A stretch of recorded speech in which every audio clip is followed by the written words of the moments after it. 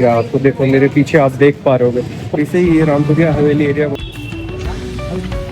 ये सारे पर साल में 3-4 बार आते हैं। पता नहीं और भी बहुत सारी चीजें हैं, खाना पीना डांस। कौन से ये कलरफुल वाले जब हमारी यहाँ से ऑफ रोडिंग चालू है, अभी हमने वहां से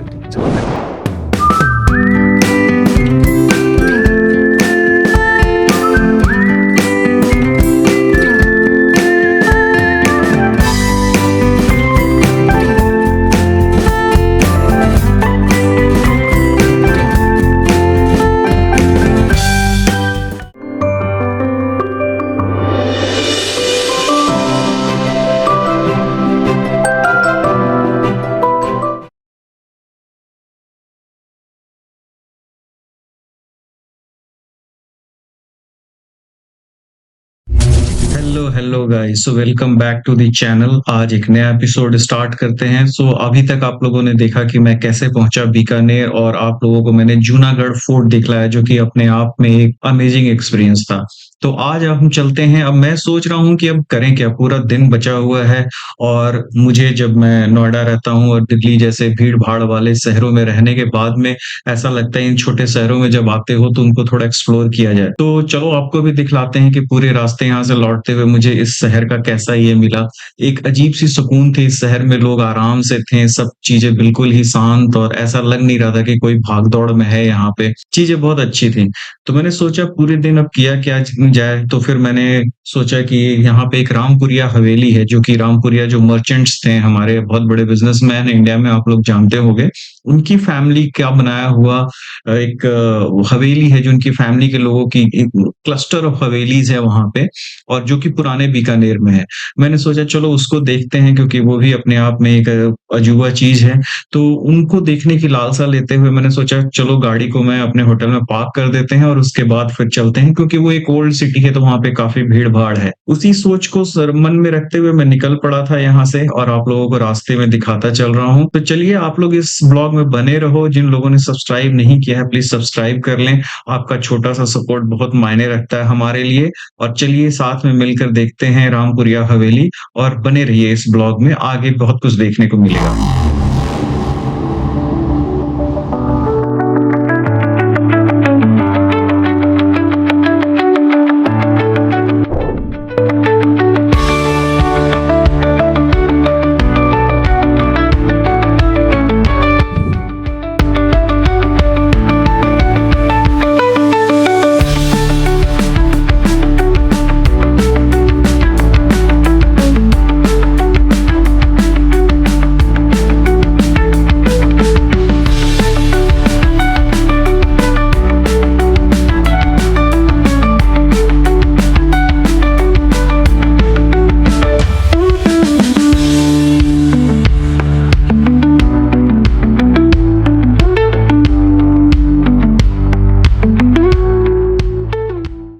सो गाइस, इस वक्त मैं हूँ रामपुरिया हवेली पे, जो आप मेरे पीछे जस्ट देख रहे हो। अभी कुछ देर पहले आपने इसका शॉर्ट्स देखे होंगे। आपको होपफुली आपको आवाज़ मेरी क्लियर आ रही होगी, क्योंकि मैंने माइक नहीं लगा रखा है और बहुत ही नॉइज़ है यहाँ पे। सो मैं कोशिश करूँगा कि जब मैं एडिट कर रहा हूँ तो इसके आवाज़ को थोड़ा और बेहतर कर पाऊँ। बट आप देखो, ये है पूरा जो स्ट्रीट है, ये आप ये देखो, ये सारे जो आपको दिखेंगे ये सारे रामपुरिया हवेली के स्ट्रीट्स हैं। और ये बहुत ही फेमस प्लेस है। ये जो थे, जो रामपुरिया जो मर्चेंट थे, जिन्होंने 100 सेंचुरी में इन्होंने व्यवसाय करना स्टार्ट किया था, ये उनकी बनाई हुई, उन्हीं की डायनेस्टी की ये सारी हवेलीज हैं जो इन्होंने बनाया हुआ है। और इसको बाद में जब कई सारे यहाँ के जो किंग हुए, जो बीकानेर डायनेस्टी के जो किंग हुए, उनमें ये आगे चलकर 19th सेंचुरी में ये काफ़ी बड़े हो गए थे, इनका काफ़ी बड़ा व्यवसाय हो चुका था। और इसकी जो पूरी स्ट्रीट है, इसके आसपास की, वो सारे इन्होंने बहुत ही तरीके से, इन्होंने बहुत कसीदे से बनाया हुआ। मैं इसके थोड़े क्लोज शॉट्स भी आप लोगों को दिखाऊंगा। आप जैसे जो आप देखो मेरे पीछे कुछ और भी पुराने आपको दिखेंगे यहाँ पे, जैसे आप देखो एक अब आपको क्लियर दिख रहा होगा, ये आपको दिख रहा है ये कि ये उस टाइम पे बने हुए, ये पुराने उसी के शेप को बनाने की कोशिश की गई है। लेकिन ओरिजिनली जो है वो ये है जो आप मेरे पीछे देख रहे हो ये। और थोड़ा और भी मैं आप लोग को दिखाता हूँ, आप लोग इसको एक बार ध्यान से देखो कि क्या चीज़ है ये, और क्यों इतना ये फेमस है। इसको देखने के लिए लोग दूर दूर से आते हैं यहाँ पे। लोगों की हॉकिंग की आदत तो छूटेगी नहीं यहाँ पे। इसका कुछ नहीं कर सकते हैं। लेकिन आप देखो एक कैसा एक पूरे तिकोने के टाइप का दिखता है और एक क्या जबरदस्त दिख रहा है आपको। देखो मेरे पीछे आप देख पा रहे होगे, होपफुली मेरी आवाज़ आ रही होगी। मुझे ज़्यादा प्रॉब्लम उसकी है कि आप लोगों को पता नहीं मेरी आवाज़ आ रही है या नहीं आ रही है। तो ये देखो ये भी पूरा एरिया है, इसे ही ये रामपुरिया हवेली एरिया बोलते हैं। जो रामपुरिया यहाँ के जो मर्चेंट थे बहुत बड़े, वो उन्होंने बनवाया था ये सारा कुछ।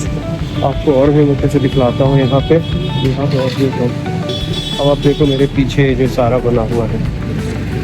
कैन यू बिलीव कि एक मर्चेंट थे पुराने, जब उन्होंने ये बनवाया था। इनमें पूरे ऊँट की काशितकारी की गई है, काफ़ी कुछ इसमें काम किया हुआ आपको पीछे दिख ही रहा होगा आपको। आप देखो ये ऊँट के बने हुए हैं और रेड स्टोन से बने हुए ये सारे उनके बनवाए हुए हैं। होपफुली आपको नज़र आ रहा हो सारा कुछ यहाँ पे। चलो अब मैं फ्रेम से हटता हूँ और आप लोगों को दिखलाता हूँ। अब देखो आप लोग देख रहे हो आप, ये पूरा एरिया ही इनका ऐसे ही बना हुआ। और भी चलो देखते हैं आगे और क्या क्या देखने को मिलता है।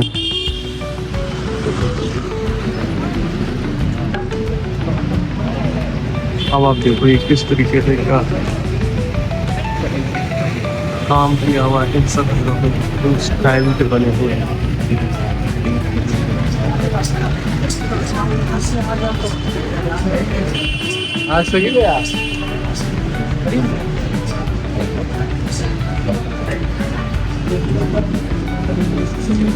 मैं इतनी कंट्रियाँ जा चुका, आप किसी और कंट्री में जाओ, अगर किसी की कंट्री में अगर ऐसी चीज़ हो तो उसको इतने अच्छे से रखा जाएगा, लेकिन हमारी कंट्री में इन चीज़ों की कोई वैल्यू नहीं है। गवर्नमेंट ने वैसे इसको पूरे जो बिल्डिंग है इसको ये वैसे तो संरक्षित कर दिया है, वैसे तो ये अपने पुरातत्व विभाग के अंदर में आ चुका है, लेकिन फिर भी जिस मुझे देख के ऐसा लग नहीं रहा है कि क्योंकि आसपास में आपको बहुत सारी गंदगी और वो दिख रही है। मुझे कोई भी ढंग से घूमने फिरने और सब चीज़ों के लिए अरेंजमेंट नहीं किया गया है। ये मुझे ऐसा लगता है ये जो बीच का एरिया आप देखो, ये आज भी लगता है कि बिल्कुल प्रॉपर है, सारी चीज़ें बिल्कुल ठीक हैं, इसको आज भी रहने के लिए यूज किया जा सकता है। ब्रास के लगे हुए ये सारी चीज़ें इसी में।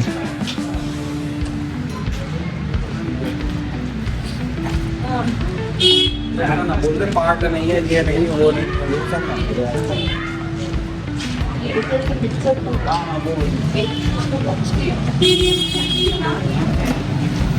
आप देख लीजिए कैसे संकरी रास्तों से आकर यहाँ पे पहुँचते हैं। यहाँ पे आप देखो कितने सारे ऐसी जगह पे बना हुआ है। ऑब्वियसली उस टाइम पे ये काफ़ी ही औद्योगिक टाइप का या कॉमर्शियल प्लेस रहा होगा या उनका रेसिडेंशियल होगा, क्योंकि यहाँ से उन्होंने स्टार्ट किया था अपना सारा काम। वो आप देखो ये सब उन्हीं के पार्ट में से। नाथू रामपुरिया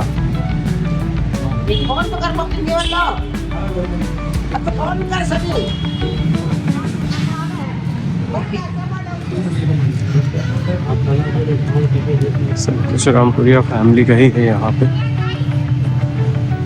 और इसके साथ में अब ये मॉडर्न घर भी बन गए हैं यहाँ।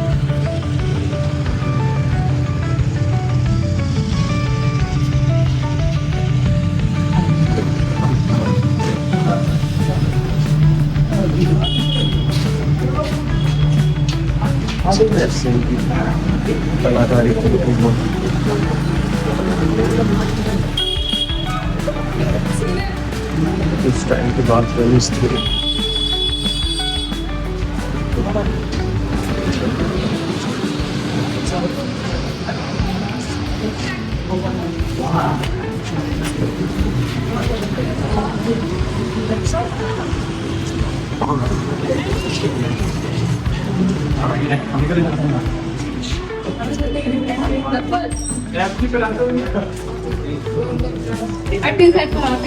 देख रहा हूँ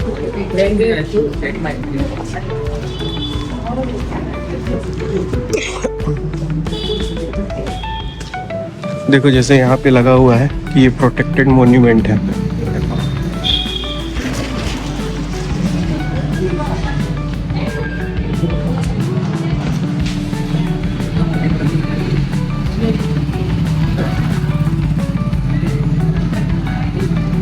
इंडिया इनक्रेडिबल है, एक्चुअली इंडिया इनक्रेडिबल है। देखो ये भी, इसमें भी हजारीमल, सीचन, नाथमल, रामपुरिया। आपको गणेश जी की मूर्ति दिख रही होगी, आपको नजदीक से दिखाता है, ये गणेश जी की मूर्ति है। चलो थोड़ा और आगे इधर भी देखते हैं। मुझे लगता है हाल तक यहाँ पे लोग रहते थे क्या? अभी भी तो इसमें मुझे एसी वगैरह लगे हुए दिख रहे, शायद अभी भी अंदर फैमिलीज रह रही हैं यहाँ पे।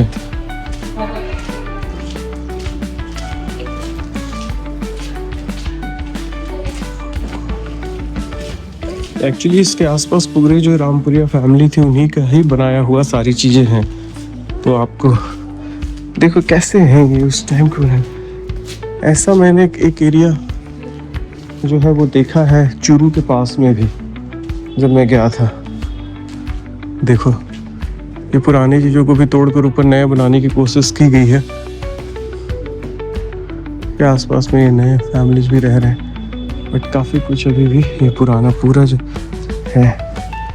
कोशिश करते हैं किसी लोकल से बात। सो देखिए इसी के सामने इन्हीं रामपुरियास का ऐसा लगता है जैसे उनके ये मॉडर्न हाउस बने हुए हैं, क्योंकि ये इसमें ये कोई जैन फैमिली का सिंबल भी लगा हुआ आप देख सकते हो। ये कोई रह रहा है अभी यहाँ पे, ये ऑलरेडी रेसिडेंशियल है और ये बहुत अच्छे से बना हुआ है। इसका मतलब कोई बहुत ही रिच फैमिली इसमें रह रही है। अब देखो कैसे बनाया गया है, वॉच भी लगे हुए हैं, सारी चीज़ें।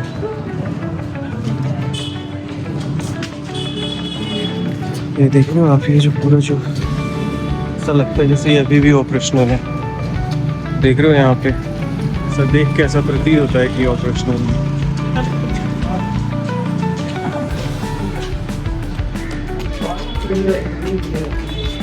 सो ये है जी अपना इनक्रेडिबल इंडिया, एक्चुअली इनक्रेडिबल है।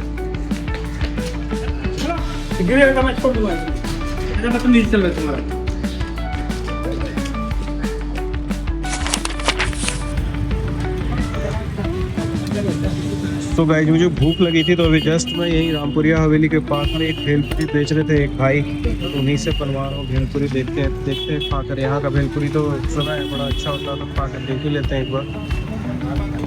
नहीं तो अपने को तो दिल्ली की खाने की आदत पड़ गई है।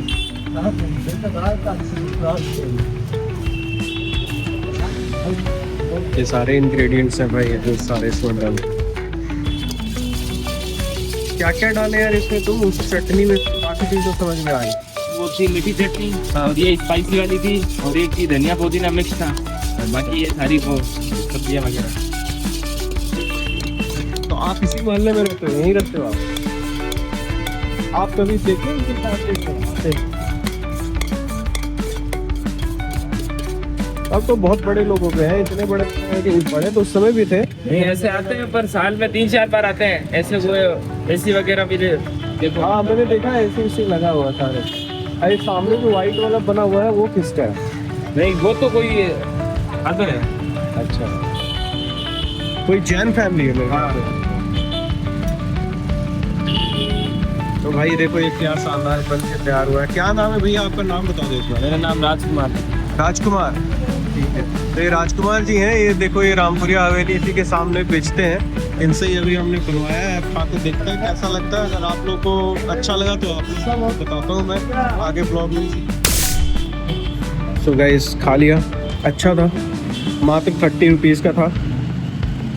मुझे भूख लगी थी क्योंकि मैं खाना खाया नहीं था दोपहर में, तो उसकी जगह मैंने वही खा लिया, तो इसलिए मैं खा भी पाया। काफ़ी ज़्यादा क्वांटिटी थी, बट ठीक है चलो, सब खा लिया तो खा लिया। अब चलो लास्ट टाइम एक बार और आप लोग ये देख लो और अब बस निकलते हैं यहाँ से। तो ये मेरे पीछे रहा रामपुरिया हवेली। जैसा बात हो रही थी मेरी उस लड़के से, उसने बताया कि फैमिली आती है यहाँ पे कभी कभी। अब तो वो लोग अलग अलग जगहों पे, कोई कलकत्ता रहता है, कोई कहीं रहता है, तो कभी कभी बीच बीच में फैमिली आती रहती है यहाँ पे देखने के लिए। तो वैसे अंदर में गार्ड्स रहते हैं अब, और वैसे बंद ही पड़ा रहता है ये। तो चलो यहाँ रामपुरिया हवेली का दर्शन ख़त्म करते हैं और चलते हैं। ये था हवेली।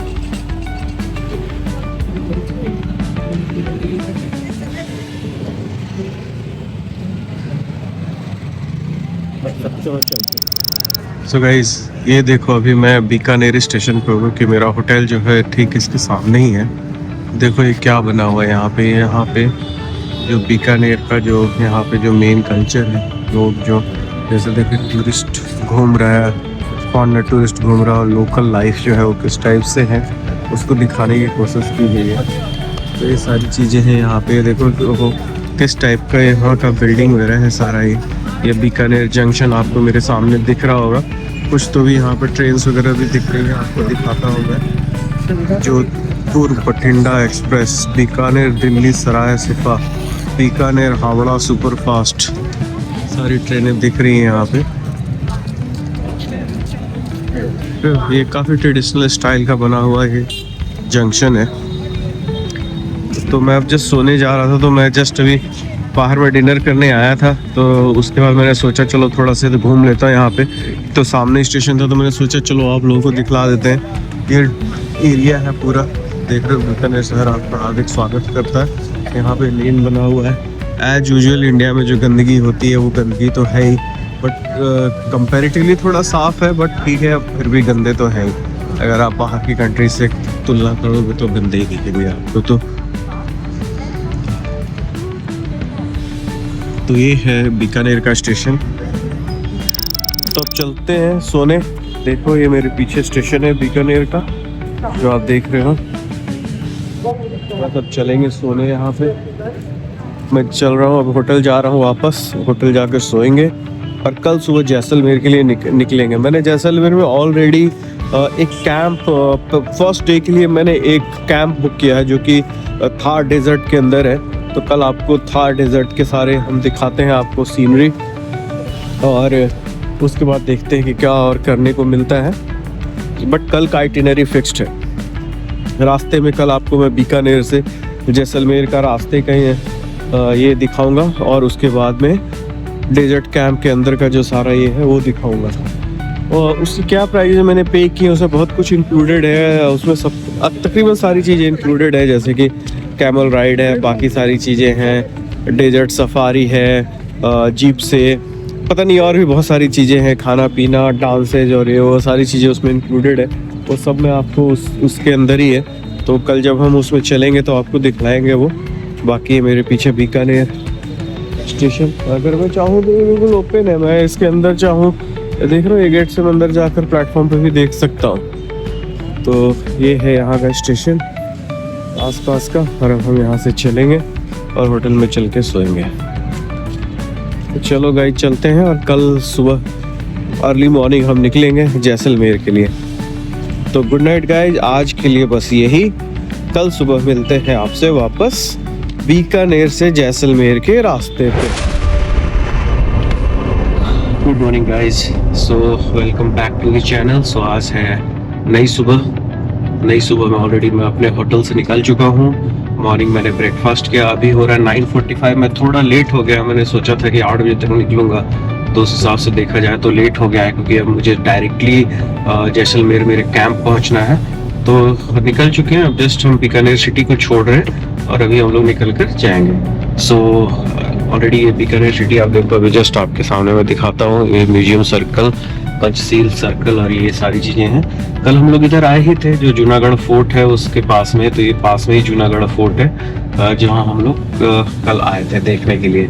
तो बस अभी चल रहे हैं हम लोग निकलते हुए इन सर्कल्स के बीच से, जो पुरानी एक हिस्टोरिक सिटी की जो फील है वो देती है ये शहर, और उसको अब छोड़ते हुए निकल रहे हैं हम लोग जैसलमेर के लिए।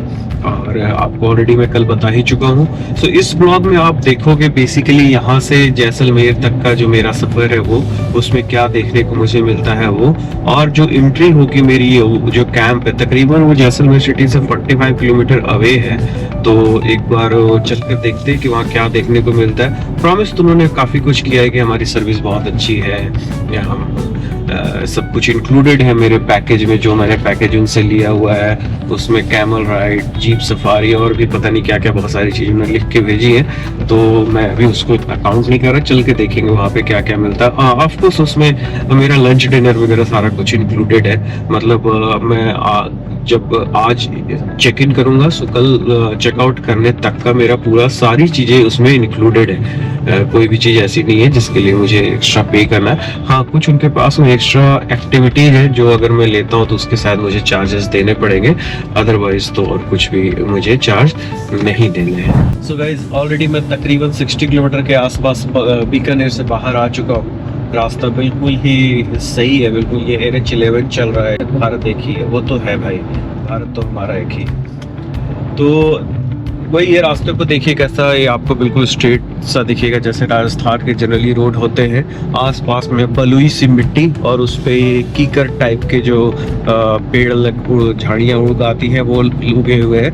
आपको दिख रहा होगा जैसे जैसलमेर 302 किलोमीटर है आगे, तो हम लोग इस रास्ते पे चल रहे हैं। देखिए आपको रिको का बोर्ड भी दिखेगा। रिको मतलब राजस्थान इंडस्ट्रियल एरिया जो उन्होंने बनाया है, ये उसी को रिको बोलते हैं।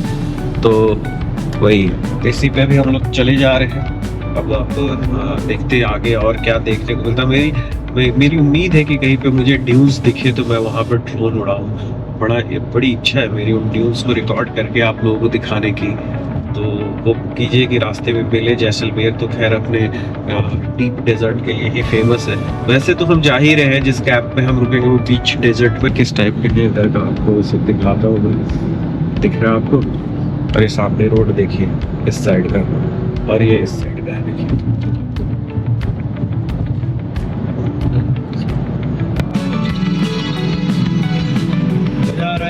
अभी रास्ते में है, थोड़ा सा वैसे डबल वाले रोड हट गए हैं यहाँ से, तो मैं सिंगल टाइप का रोड है। देखो आपको सामने देखो इस टाइप के अब रोड आ गए हैं, जहाँ पे 2 पे एक लेफ्ट और एक राइट साइड में, आप दोनों साइड से एक रोड मजा आ रहा। मैंने ऊपर सनरूफ पूरा खोल रखा, हवा भी आ रही है। अब जैसे देखो आपको दिख रहा होगा, ये इधर से दिखा अब बहुत दिखेगा आपको। पूरा मैंने खोल रखा है तो सारी चीज़ें हवा बिल्कुल आ रही है मेरे लिए। मैं आपको एक बार दिखाता हूँ।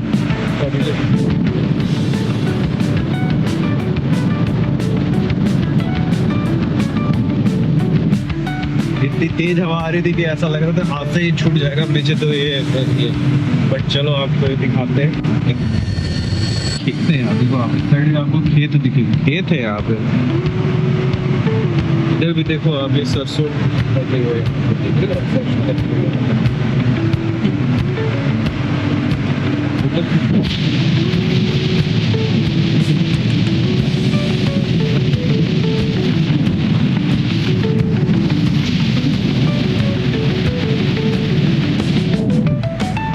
आपको हवा की आवाज से पता चल गया होगा कि कितनी तेज हवा।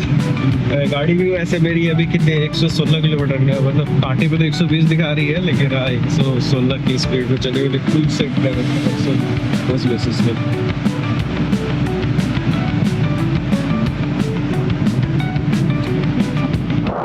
अभी पोखरण से 50 किलोमीटर पहले हूँ मैं। ये देखो कैसा थोड़ा थोड़ा ये सैंडल्स टाइप के, देखो ये जो यहाँ से भी मिट्टी कटाई चल रही है इस साइड, ये कैसा दिख रहा है। रोड मोर और लेस मुझे अभी तक तो सब कुछ ठीक ही मिला, कहीं मुझे प्रॉब्लम नहीं आई है। रोड तो सारे ही अच्छे थे। अभी जस्ट हम उसी रास्ते पे चल रहे हैं। पोखरण 50 किलोमीटर रह गया यहाँ से। देखते हैं कि वहाँ विलायतों की ढानी, पता नहीं क्या मतलब होता है इसका। देखो यहाँ पे कई सारे जैसे लाइन होटल्स कैसे हैं। देखो यहाँ पे लोगों के डिनर विनर करने के लिए, लंच डिनर के लिए व्यवस्था है यहाँ पे। अच्छे लाइन होटल्स हैं सारे यहाँ पे। ये देखो यहाँ रोड कैसा। पोखरण देखो 55 किलोमीटर, जैसलमेर 160 किलोमीटर। अगर मैं आपको अपने डैशबोर्ड पे दिखाऊं कि कितना हो चुका है मेरा, तो देखो अभी मैं ऑलरेडी 760 किलोमीटर आ चुका हूँ। 760 किलोमीटर फ्रॉम नोएडा। तो आप इसमें मान लो कि 600 किलोमीटर से कुछ कम तक था बीकानेर, अभी 700, मतलब आप 160 किलोमीटर और मान लो कि हम आ चुके हैं बीकानेर से आगे अभी। तो तकरीबन इतना ही और है। और बीकानेर से जो हमारा जहाँ पे जैसलमेर में जहाँ पे हमारा जो टेंट है वो जैसलमेर सिटी से तकरीबन 40 किलोमीटर आगे है। तो वो 39 किलोमीटर हमें एक्स्ट्रा चलना है, 39-40 किलोमीटर, तो वो हम लोग चलेंगे। जब पहले जैसलमेर सिटी आती है और उसके बाद फिर वो जगह आती है जहाँ हम लोग कैंप कर रहे हैं आज रात को। खेती हो रही है यहाँ पे, मुझे बहुत हैरानी हो रही है, और ठीक ठाक सी खेती दिखती है मुझे तो यहाँ पे, ऐसा भी नहीं कि जैसा तैसा खेती हो।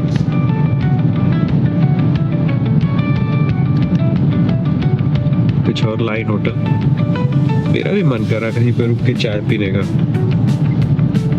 चलिए देखते कहीं पे, अब आगे एक और कोई अच्छी सी लाइन होटल आएगी तो वहां पे फिर चाय पीते। मजा आ रहा है गाना वाना सुनते हुए, हम चले जा रहे हैं। ये आना जाना 700-800, मुझे वही 1600 किलोमीटर बैठेगा यहाँ से, पूरा नोएडा से आना और वापस नोएडा जाना। अच्छा है सारा कुछ। वैसे तो पोखरण में देखते हैं, पोखरण आप लोगों को पता ही होगा, हम जहाँ पे हमारा एटॉमिक टेस्ट किया गया था, इसलिए वो जगह बहुत फेमस है। और जो उसको जिस तरीके से किया गया था वो भी अपने आप में एक बहुत बड़ा कारनामा। अगर आप लोगों ने पोखरण मूवी देखी हो तो आप लोगों को पता चलेगा कि उसमें कैसे उसको किया गया था, और उसमें बहुत ही हिडन तरीके से उसको किया गया था ताकि जो वर्ल्ड के जो बाकी पावर्स है उनको पता न चल पाए कि कैसे ये सारी चीज़ें ऑपरेट हो रही है वहाँ पे। उसके बाद में भारत के ऊपर में कई सारे सैंक्शन वगैरह भी लगे थे, बट अल्टीमेटली इंडिया बहुत बड़ी कंट्री है तो ऐसे झटकों को तो झेल ही सकते हैं। और इंडिया की अपनी सुरक्षा के लिए और बाकी चीज़ों के लिए जरूरी था टेस्ट, तो शायद गवर्नमेंट ने डिसाइड किया। कई बार डिले होते होते वो बाद में वो टेस्ट हुआ था।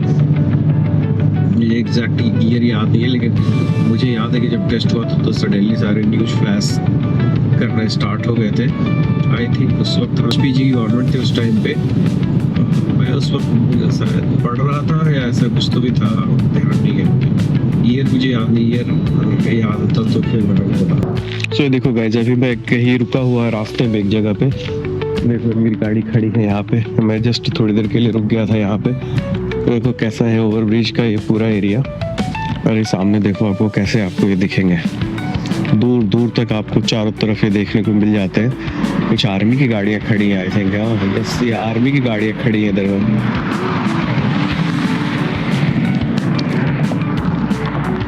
देख रहे हो, बहुत सी जगह है ये। सामने कुछ गुरुद्वारा टाइप का लग रहा है, ये वाइट कलर का जो है, दूर दूर तक रेगिस्तान, और ये रेलवे लाइन जा रही है।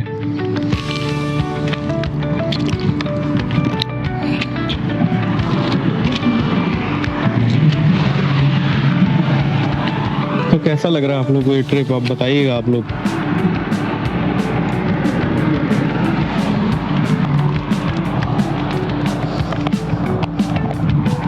तो चलो बैठते हैं अब।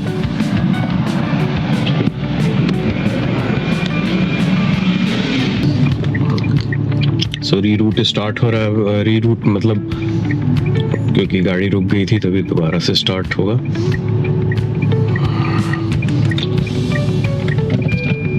चलते हैं। तो हमें 15.5 का एवरेज मिला है भाई इस ट्रिप में, और एवरेज जो हमारा स्पीड है वो है 65 किलोमीटर पर आवर।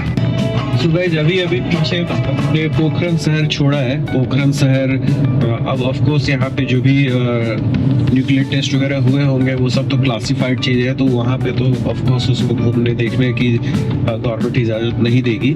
लेकिन जो बाईपास है, ये एक्चुअली शहर को बाईपास करके निकल जाता है। पीछे मुझे बहुत अच्छे रेस्टोरेंट, और जैसे एक मकराना रेस्टोरेंट करके था, वहाँ काफ़ी भीड़ थी।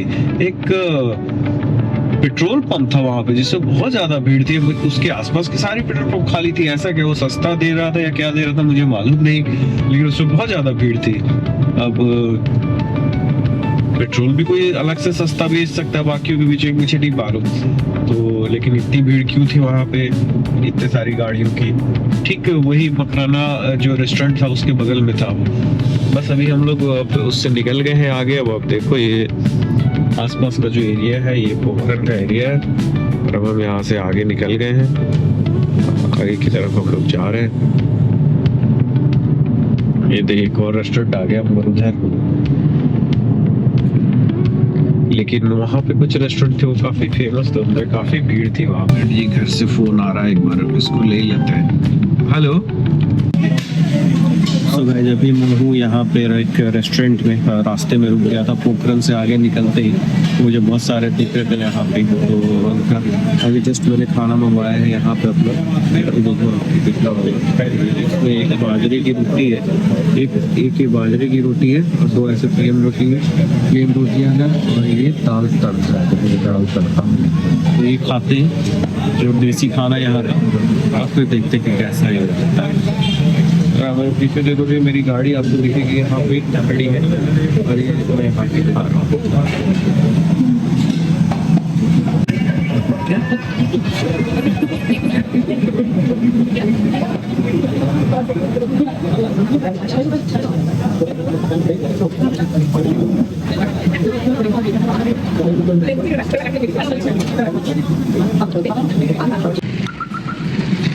देख रहे हो विनोद, पीछे बाबा रामदेव के इस ढाबे में कितनी भीड़ है, जबरदस्त भीड़ है यहाँ पे। पता नहीं न जाने ऐसा क्या। अभी तो खाना है, वैसे खाना तो अच्छा था, मैंने भी खाया। अभी चाय पी रहा हूँ यहीं पे।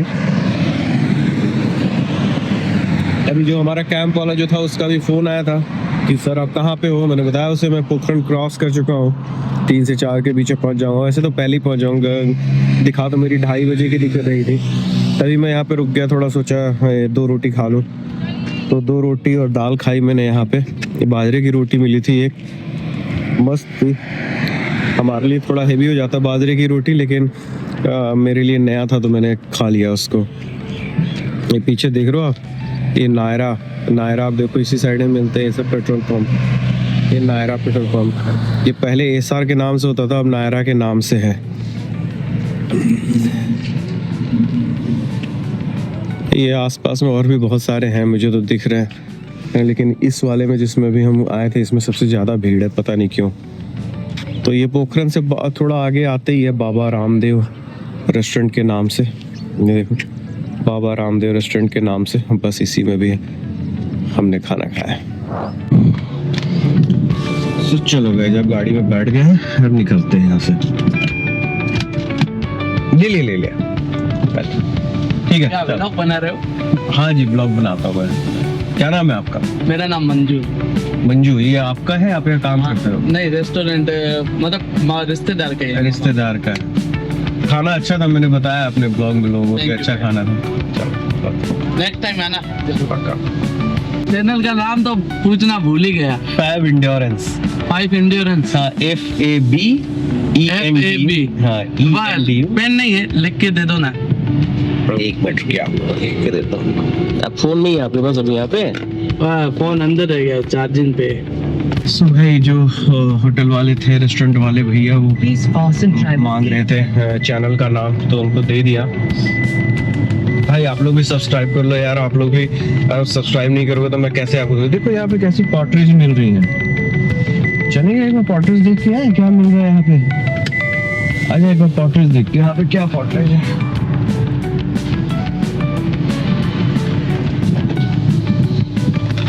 पॉटरीज मिल रही है यहाँ पे।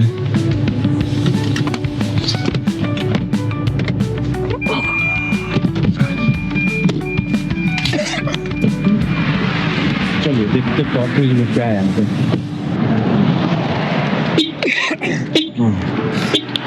अरे यार पार्किंग गियर में ना लगाओ तो पी करने लगता साला। एक दिक्कत अलग है यार इसकी। चलो ठीक हो गया।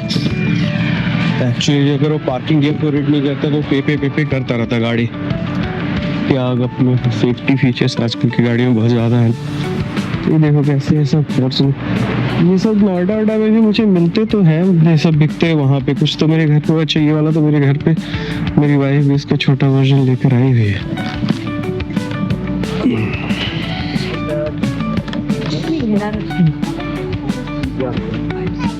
ओके लोको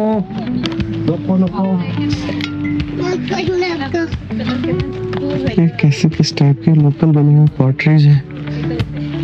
और कलर करके तो बोले कि थोड़ा टाइम लगेगा, तो Aniket can take it. Please see this one. हाँ, Good at it. अरे फुटेज बैक ये बड़े प्यारे हैं।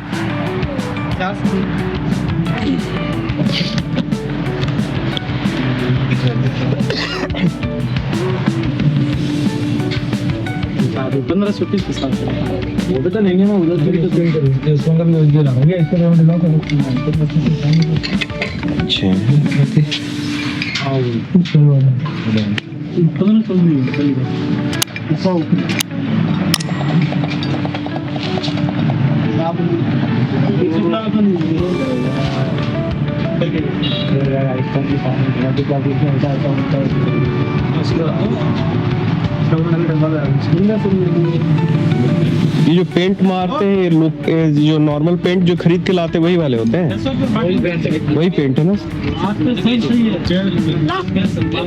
अब जैसे ये लोग बुद्ध का जो प्रतिमा है, इसमें मैं बोलूँ कि मेरे को थोड़ा अलग कलर करके चाहिए तो आप कर दोगे? कौन से? ये कलरफुल वाले इधर रखे हैं।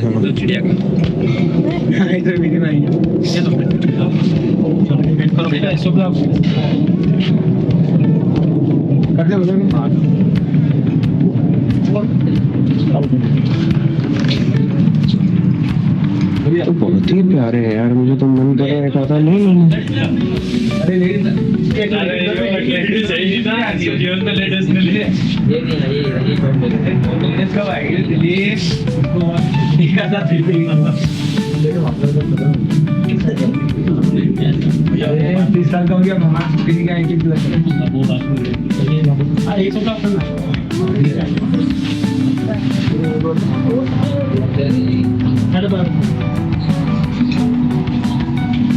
बड़े वाला जो बिठा के जो वो है एक आपका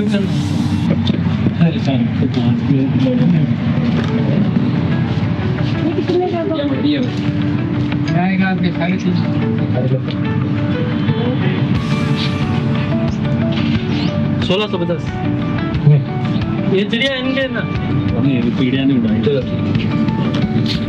भाई जो मैं आप लोगों को दिखला रहा था, जो भगवान बुद्ध की प्रतिमा, वो मैंने खरीद लिया है। 1000 रुपये बता रहा था, 500 बोला था मैंने, 600 में दिया है।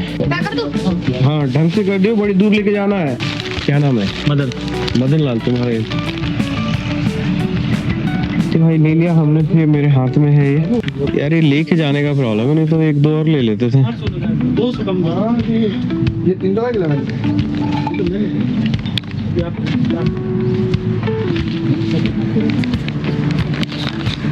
तो चलो ये भी ले लिया, एक अच्छी चीज मिल गई।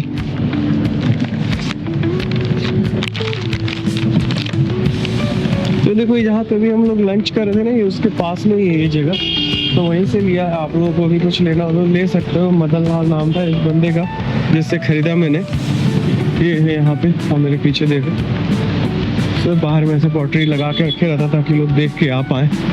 भगवान श्री और बहुत सारी प्रतिमा और ये सारी चीजें लगी हुई हैं, तो मैंने तो ले लिया एक। चलो इसको रखते हैं गाड़ी में अंदर और फिर चलते हैं। चलो यार कम कर दी गाड़ी हमने, बैठते अंदर चलते हैं। गाइस इधर में देखो एक वार मेमोरियल बना हुआ है मेरे इस साइड में, म्यूजियम है इसलिए।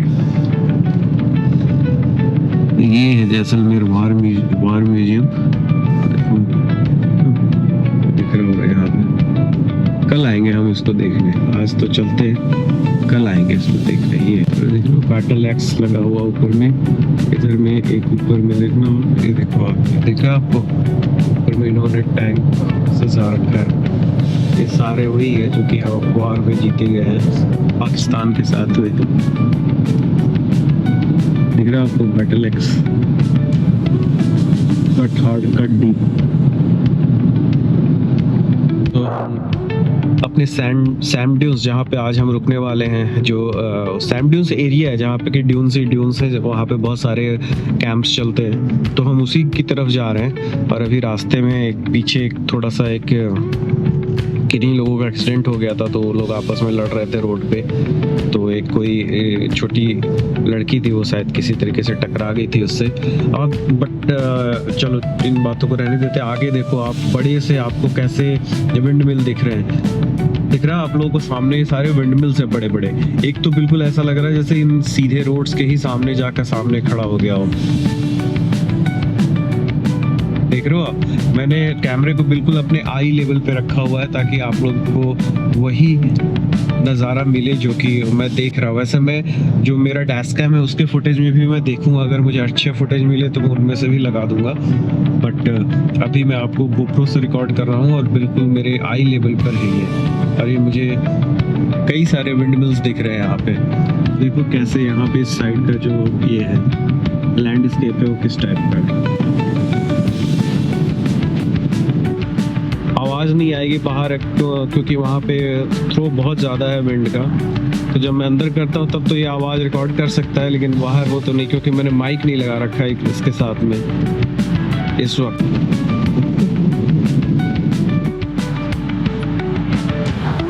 ये कोई होटल लगता है, यस कोई होटल है, इसको किला यूनिवर्सिटी नहीं है।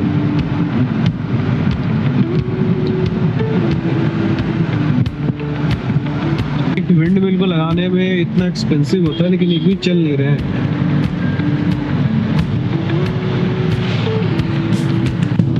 पता नहीं इसका नाम आएगा, अभी आगे दिखलाते हैं आपको। इसका नाम है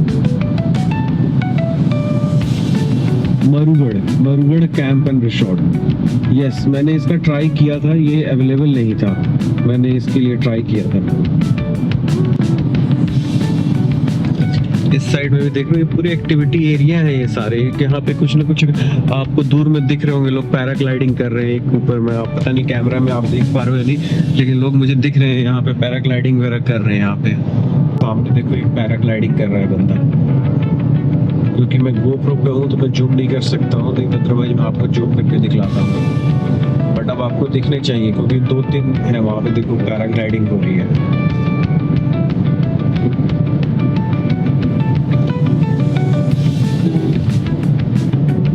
क्वाड बाइक्स वगैरह लगे हुए हैं यहाँ पे, टिकट काउंटर्स हैं सारे, पैरा मोटरिंग और सारी चीज़ें यहाँ पे लगी हुई हैं। तो ये ओपन ग्राउंड एरिया, यहाँ पे कोई भी आकर कर सकता है इन चीज़ों को। सेपरेट काउंटर लगे हुए हैं, आप उनको जाकर लेकर यूज कर सकते हो।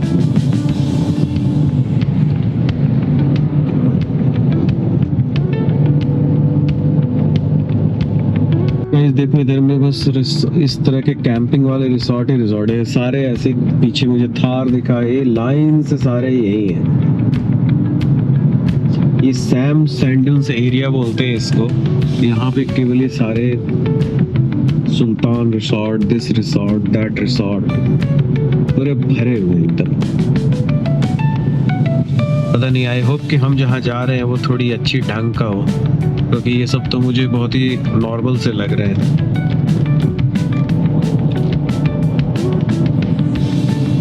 गूगल पे उसके रिव्यूज और चीजें तो बहुत अच्छी थी ऐसा। तो देखो मैं मुड़ गया इस साइड में, इधर में हमारा कैंप है।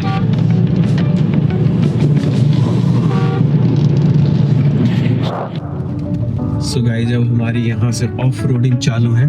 अभी हमने वहाँ से जहाँ तक मेन रोड पे थे उससे भी आगे हम अब इस वाले रास्ते से हमें थोड़ा सा अंदर जाना है। ये देखो ये कैसा रास्ता, तो थोड़ा सा ब्लरी आपको दिखेगा क्योंकि वो ग्लास गंदा है।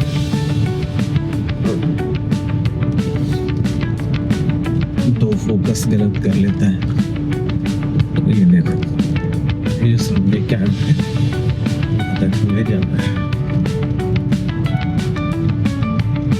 चलो ये वाले फुटेज जो है मैं लगा दूंगा जो मेरा डैश कैम है उससे। फिलहाल इस चलते हैं।